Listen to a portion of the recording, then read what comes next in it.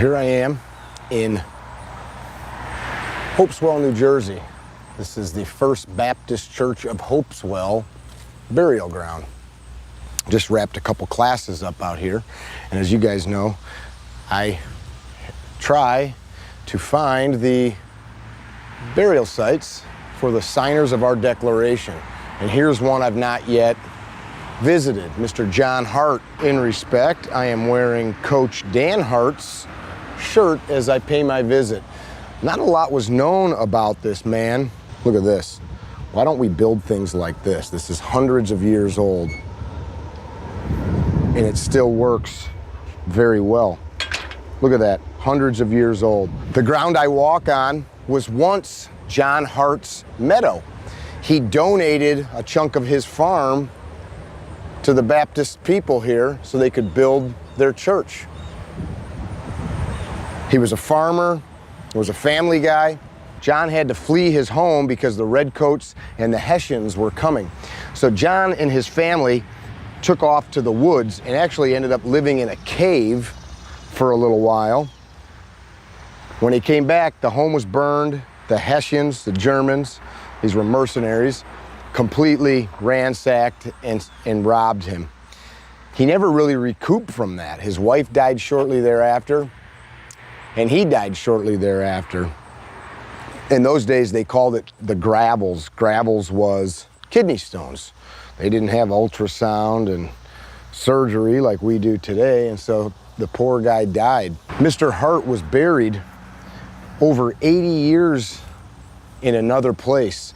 And in 1865, point in history that the Civil War was coming to an end, his body was exhumed and moved to this present location here in Hopeswell. His date of death here is listed in 1780. Other people say 1779.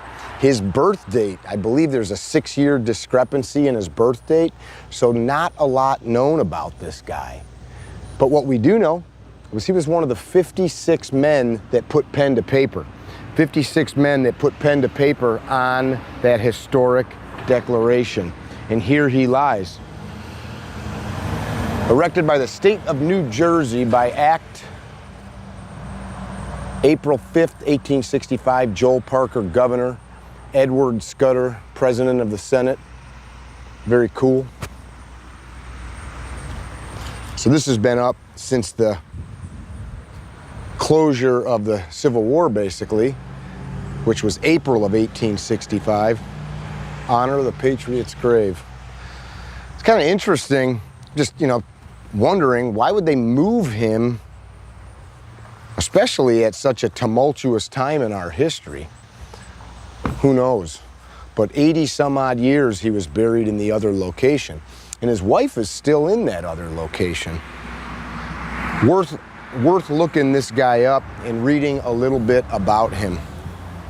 Without these 56 dudes, we wouldn't be here. I saw this as I was walking around here, and this, another monument not related to Mr. Hart, but part of the whole story. This says Sunday, April 23rd, 1775, news of the Battle of Lexington reached Hopewell while the people were worshiping in the First Baptist Church, that building. At the close, Joab Houghton, standing on this, I can't tell what it said, I think it says block, standing on this block, inspired the men with love of liberty and desire for independence. In closing, he said, "Men of New Jersey, the Redcoats are murdering our brethren of New England. Who follows me to Boston?" Goes on to say, every man answered. They all left. They all went to Boston to fight.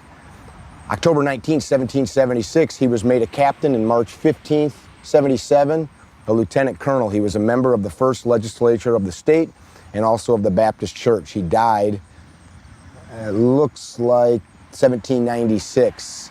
As a memorial of him and of these events, this block was erected in 1896 on July 4th by the people of Hopewell. And think about that. These guys are in here worshiping Sunday morning, and they hear that Lexington, what went on there, has happened. They go from prayers and hymns to who's gonna march with me to Boston, and every man said, let's go. We got it pretty friggin' good, man. We have it pretty good. I stand in what was a meadow of a farmer, and that dude swore a blood oath, signing that declaration so that we could have this amazing republic that we now live in. There's 55 others and thousands more, millions, that have fought in defense of this republic since its inception. It moves me to remember them from time to time, and it moves me to visit. I know he's not in the ground there, but the spirit of what this man and the others at the time did, you can almost feel it in the ground here. I wish you well.